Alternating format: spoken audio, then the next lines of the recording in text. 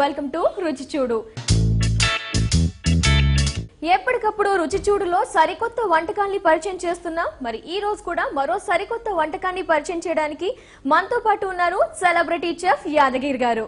మరి యాదగిరి గారు ఎలాంటి వంటకం చూపించబోతున్నారో వారిని అడిగి తెలుసుకుందాం. హాయ్ యాదగిరి గారు. హాయ్ అండి. వెల్కమ్ టు రుచి చూడు. మరి రోజు మా వ్యూస్ కి చాలా మంచి వంటకాన్ని పరిచయం చేస్తూ ఉంటారు. మరి ఈ రోజు ఎలాంటి వంటకాన్ని పరిచయం చేయబోతున్నారు? ఈ రోజు కూడా ఒక కొత్తదనాన్ని, అంటే మనకు హెల్త్గా ఓకే ఏదైతే దృష్టిలో పెట్టుకొని, అంటే పర్టికులర్గా సీజనల్లో దొరికే ఆకులు కానివ్వండి, సీజనల్లో దొరికే వంటలు ఏవైనా సరే దాంట్లో ఒక కొత్త వంటని తీసుకొని వచ్చి ఈరోజు మన కోసం మెంతి కూర రొయ్యల వేపుడు. మెంతి కూర రొయ్యల వేపుడు సీజనల్ వైజ్ గా ఆలోచించి, ఆరోగ్యపరంగా కూడా ఆలోచించి మెంతి కూర రొయ్యల వేపుడు చేయబోతున్నారు అన్నమాట. అవునండి.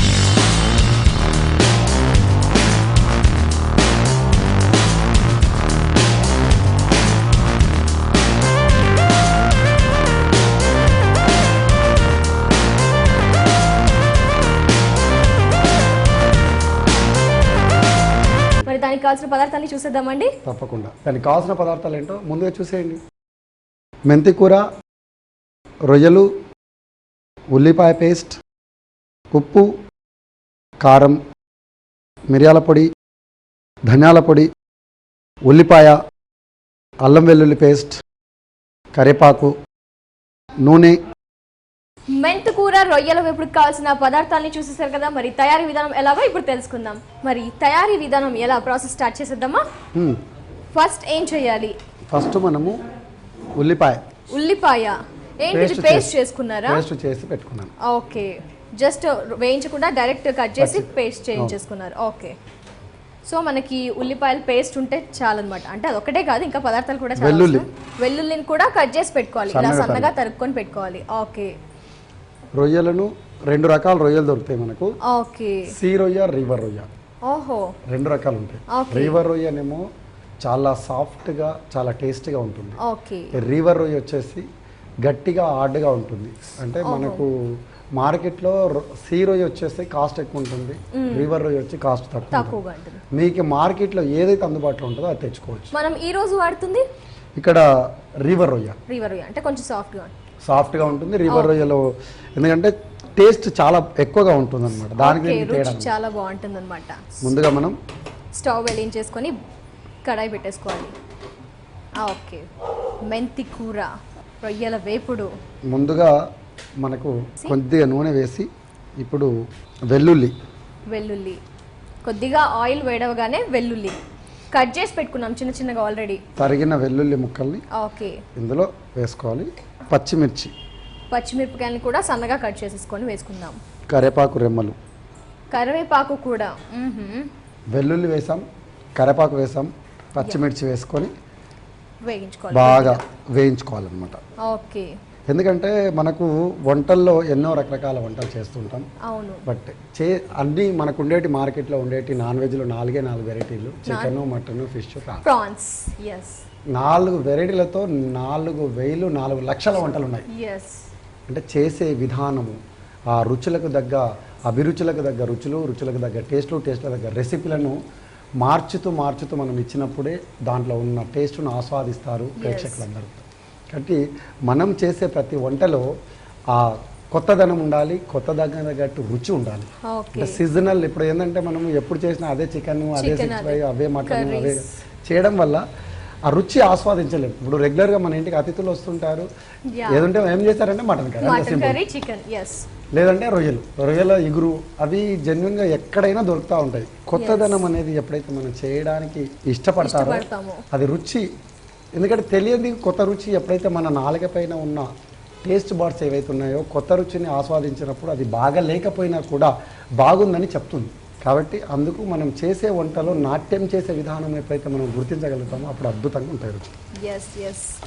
సో మనం కడాయిలో ఆయిల్ వేసేసుకొని వెల్లుల్లి కట్ చేసి వేసుకున్నాము, కరివేపాకు, పచ్చిమిర్చి బాగా రోస్ట్ అయ్యాయి మనకి. కొంచెం ఇక్కడ బాగా వేడయ్యి ఇప్పుడు అల్లం వెల్లుల్లి పేస్ట్ వేసుకోవాలి. ఆల్రెడీ ఎల్లిపాయలు వేసేసుకున్నాం కదా, మళ్ళీ అల్లం వెల్లుల్లి పేస్ట్ కూడా వేయాలా? పేస్ట్ కూడా వేసుకోవాలి. ఓకే. అది కూడా కొద్దిగా వేయించేసుకోవాలి. అవును. మరి ఈ మెంతు కూర రొయ్యల వేపుడు మనకి ఫ్రైగానే బాగుంటుందా, దేనికి తింటే బాగుంటుంది అంటారు? డైరెక్ట్గా మనం స్నాక్స్ కింద తినొచ్చు, లేదంటే ఏదన్నా ప్లెయిన్ రైస్ అలాంటిది ఉన్నప్పుడు సైడ్ డిష్గా అంటే వాడుకొని కర్రీ టైప్గా కూడా తినొచ్చు. అంటే సెమీ ఫ్రై ఉంటుంది. ఓకే, సో స్నాక్స్ గా తినొచ్చు అనమాట. జస్ట్ రైస్ కి పక్కకి ఏదైనా నలుచుకోవడానికి కూడా తినొచ్చు అనమాట. అవును. ఓకే, ఇప్పుడు రొయ్యల్ని ఇందులో వేసుకుని ఉడకబెట్టారా డైరెక్ట్ అలాగేనా? డైరెక్ట్ ఉడకబెట్టకుండా డైరెక్ట్ ఎలా కొన్నామో అలాగే వేసేసుకున్నాము. అవును. రివర్ ప్రాన్స్, ఇక్కడ రివర్ ప్రాన్స్ వాడుతున్నాము. ఓకే, కాకపోతే ప్రాన్స్లో కూడా ఒక చిన్న ఎగ్జాంపుల్ చూపిస్తాను. ఇక్కడ రొయ్య మధ్య భాగంలో ఇలా ఒక చీరిక పెడితే దాంట్లో ఒకటి నల్లని చేదు ఉంటుంది. చేదు అదా, అంటే అది కొంచెం తీసేసినట్టయితే మనకి ఇంకా రుచికరంగా ఉంటుంది. ఇక్కడ నేను కట్ చేశాను, ఎగ్జాంపుల్ ఇళ్ళకించి అది తీసేసాను. ఆల్రెడీ మధ్య భాగాన్ని తీసేసాను. ఎందుకంటే అలా ఇలా కొంచెం కాటు పెడితే దాని నుంచి ఒక సన్నటి తీగ లాంటిది, ఒక వెంట్రుక లాగా ఉంటుంది. అది తీసేసి మనం చేసుకున్నట్టయితే ఇంకా బాగుంటుంది. ఓకే, రివర్ ప్రాన్స్ కొన్నప్పుడు మధ్యలో నల్ల భాగం అనేది వస్తుంది, ఆ భాగాన్ని తీసేసి మాత్రమే ఈ రెసిపీ అనేది చేయాలన్నమాట. ఓకే, సో రొయ్యలు కూడా వేసేసాము. ఇప్పుడు దీంట్లో రొయ్యలకు ఎప్పుడైనా సరే అసలు సీ ఫుడ్కు ఎక్కువగా పసుపు వాడాలి. పసుపు, ఓకే, అంటే లైక్ బ్యాక్టీరియా ఏమైనా ఉంటే అది దాన్ని తీసేస్తుంది అందుక, లేకపోతే కలర్ రావడం కోసం వాడుతున్నారా? బ్యాక్టీరియాను, నీసు వాసనను పసుపు తీసేస్తుంది. ఓహో, సో పసుపు కంపల్సరీ వేయాలన్నమాట. ఆ స్మెల్ అనేది కూడా చాలా మంది స్మెల్ వల్ల తినలేరు. సో పసుపు వేసుకుంటే మనకు ఆ స్మెల్ అనేది అవాయిడ్ చేస్తుంది అనమాట. స్మెల్ నుంచి దూరం చేస్తుంది, అది ఒక మంచి ఫ్లేవర్. ఓకే, ఇప్పుడు అల్లం వెల్లిపాయ పేస్ట్ వేసి నూనెలో రొయ్యలు వేసుకొని దానిపై నుంచి పసుపు వేసినప్పుడు అయితే టోటల్గా ప్రాన్స్ కానీ ఫిష్ కానీ నీసు వాసన ఉంటుంది. ఆ వాసన నుంచి దూరం చేసి కమ్మదానాన్ని మనకు తెస్తుంది అన్నమాట.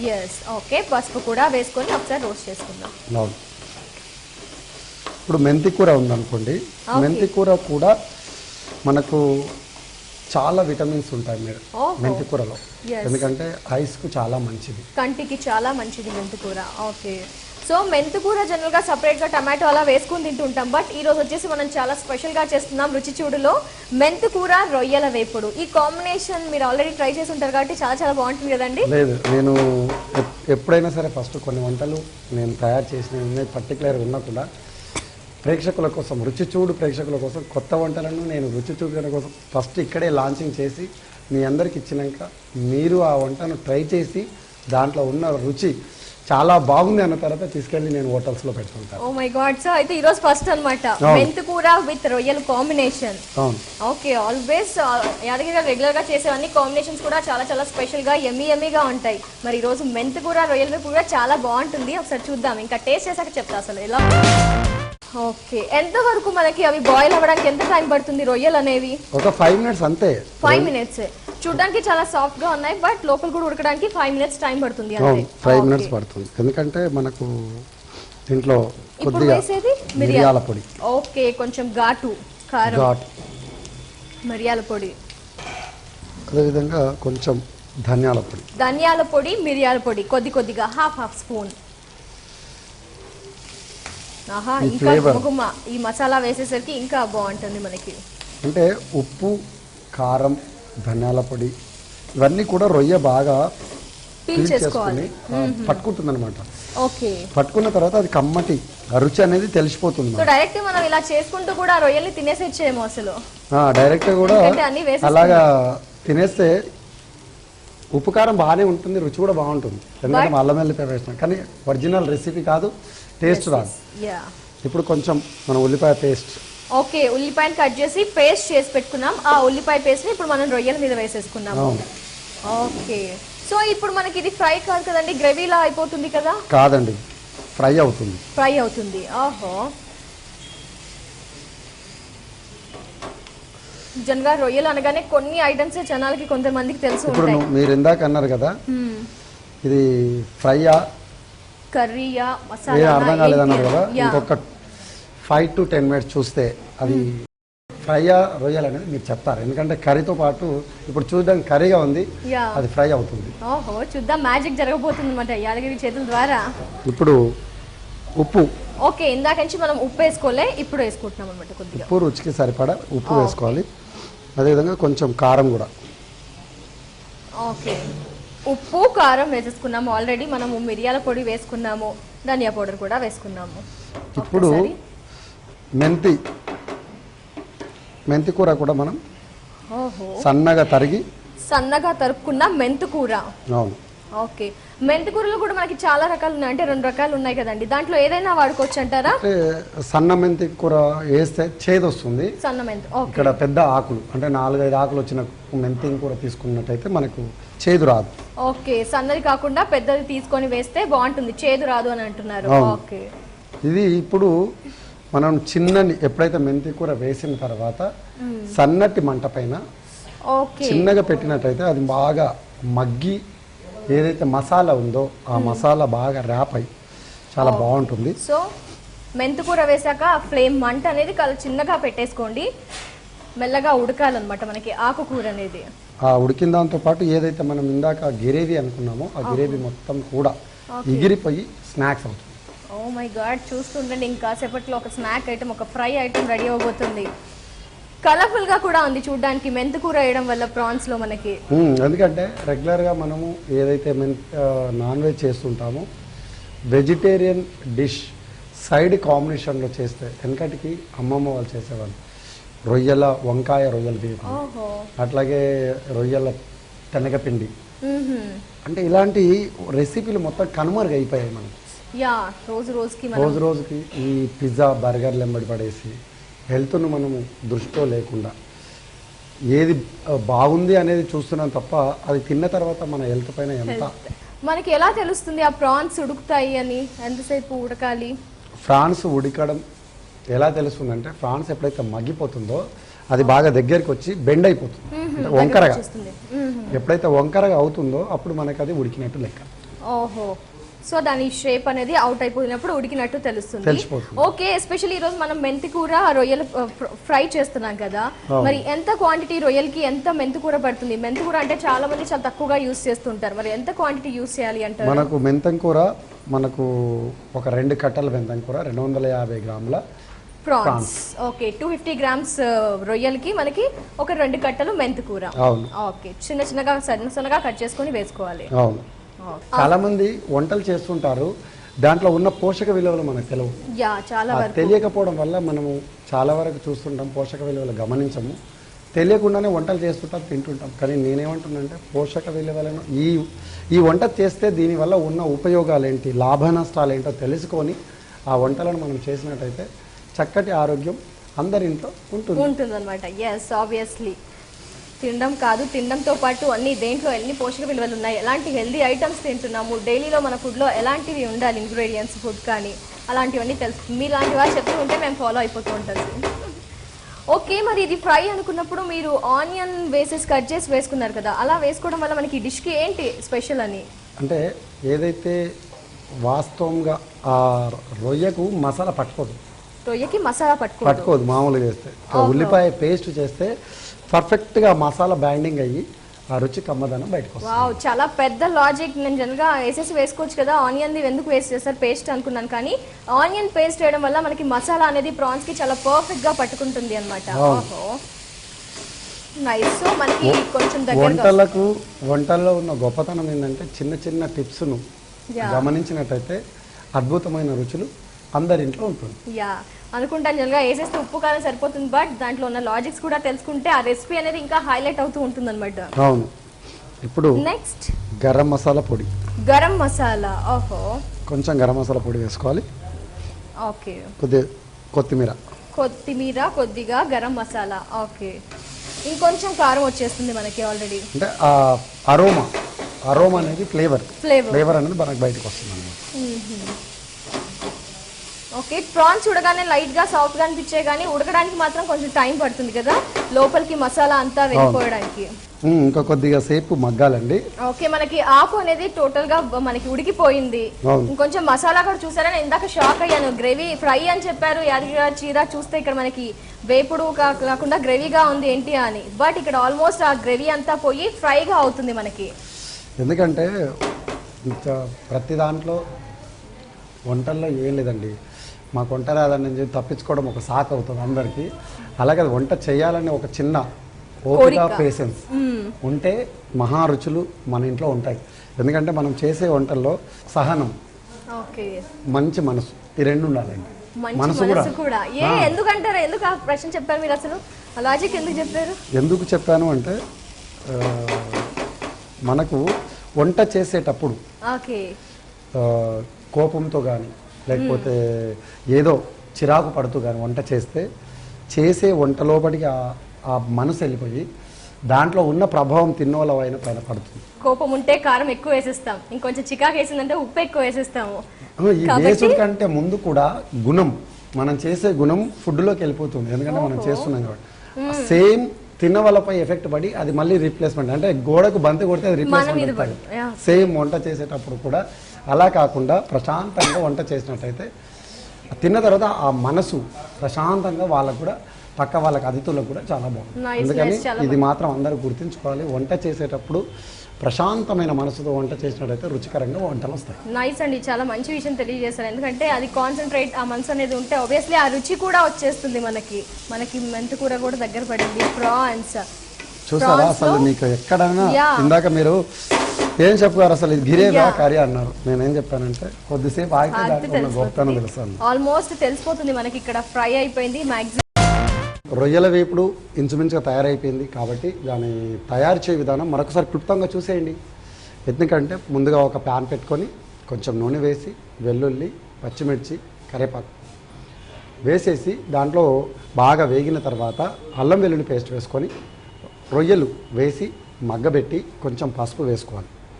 అది కొంచెం మరి కాస్తసేపు మగ్గిన తర్వాత అప్పుడు మనము ఉల్లిపాయ పేస్ట్ని చేసుకొని పెట్టుకున్నాం కదా, ఆ పేస్ట్ని దాంట్లో వేసుకొని దాంట్లో ఉప్పు, కారం, ధనియాల పొడి వేసి మరి కాసేపు మగ్గనివ్వాలి.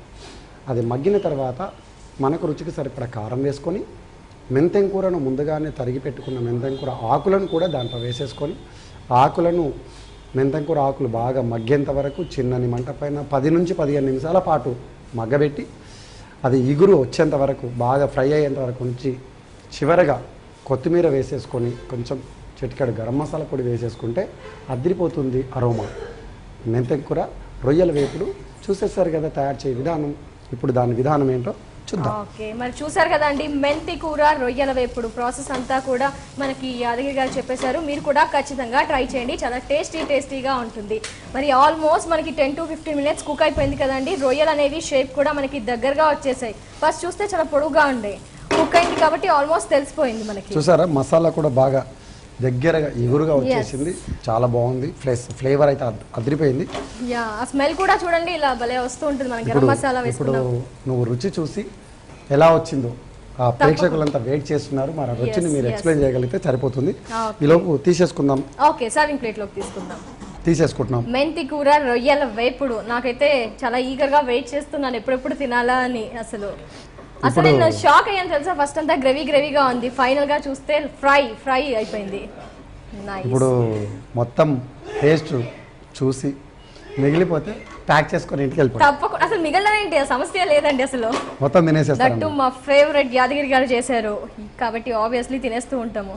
సో మనకి స్నాక్ గా కూడా మీరు అన్నట్టు స్నాక్ గా తినేయొచ్చు, డైరెక్ట్ స్నాక్స్ గా తినేయొచ్చు, లేదంటే ఏదన్నా ప్లెయిన్ రైస్ అంచుకు పెట్టుకొని తింటే ఇంకా బాగుంటుంది.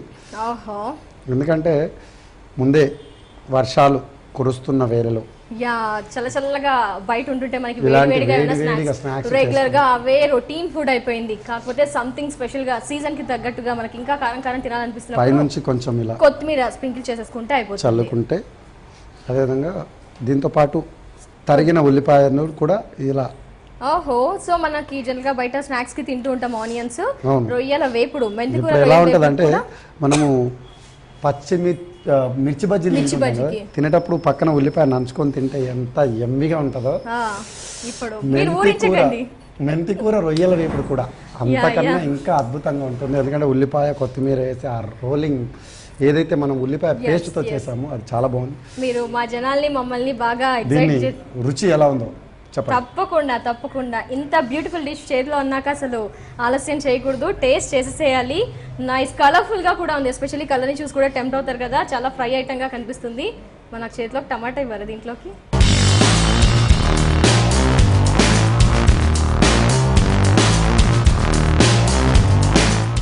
ఇప్పుడు నా చేతిలో ఉంది చాలా ప్రత్యేకమైన డిష్ మెంతి కూర రొయ్యల వేపుడు. నేను మాత్రం టేస్ట్ చేసేస్తున్నారు, దట్టు యాదగిరి గారు చేశారు. వావ్, యస్, చాలా చాలా చాలా బాగుంది తెలుసా. మెంతి కూర రొయ్యల వేపుడు. అసలు నేను ఈ రొయ్యలు చూసినప్పుడు ఉడికాయా లేదా అనే డౌట్ కూడా వచ్చింది. బట్ ఈ రొయ్యలు 10 to 15 minutes మనం వేగించుకున్నాం కాబట్టి చాలా మెత్తగా ఉడికిపోయాయి. దట్టు చాలా చాలా కారంగా మనము కారపొడి వేసుకున్నాము, మిర్చి వేసుకున్నాము, అట్ ద సేమ్ టైం వచ్చేసి మిరియాల పొడి, గరం మసాలా, ధనియాల పొడి ఇవన్నీ వేసుకున్నాం కాబట్టి చక్కగా ఆ రొయ్యకి ఈ పర్ఫెక్ట్ గా పట్టుకుంది. ఎస్పెషల్లీ ఇలా పట్టుకోవడానికి కారణం ఏంటంటే మనము ఉల్లిపాయ గుజ్జు వేసుకున్నాం కదండి. ఆ ఉల్లిపాయ గుజ్జు ఫస్ట్ లో భయపడ్డాం మనం, ఇదేంటి ఫ్రై అన్నారు యాదగిరి గారు, బట్ ఫ్రై అవుతుందా లేదా అని. బట్ ఆ ఉల్లిపాయ గుజ్జు వేయడం వల్ల ఈ ప్రాన్స్ కి చాలా చక్కగా అన్ని మసాలాలు కూడా పట్టుకొని చాలా చాలా టేస్టీగా కారం కారంగా ఈ వర్షాకాలం సీజన్ కి తగ్గట్టుగా చాలా క్రిస్పీగా, లైట్ క్రిస్పీ ఉందండి, హెవీ క్రిస్పీ లేదు. చాలా చాలా బాగుంది. ఫైనల్లీ మన మెంతి కూర